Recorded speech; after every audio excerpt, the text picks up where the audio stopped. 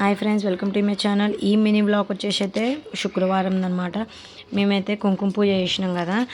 9 రోజులు నవరాత్రులు, 9 రోజులు కూడా 9 డబ్బాలు 9 రకాల కుంకుమలు తీసుకొచ్చి అయితే ఆ శ్రీ కనకదుర్గమ్మ తల్లికి ఇష్టమైన కుంకుమలు అయితే తీసుకొచ్చి అయితే పూజ అయితే చేసినాం కదా.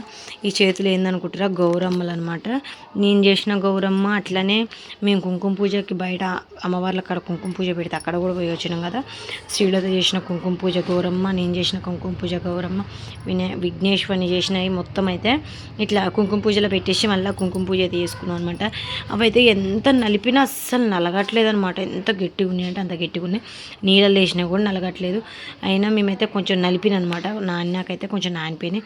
అట్లనే అలా ₹1 బిళ్ళలు అవన్నీ అయితే తీసి పక్కన పెట్టి నేనైతే ఈ కుంకుమ అయితే ఒక 9 మందికి అయితే ఇవ్వాలనుకున్నా.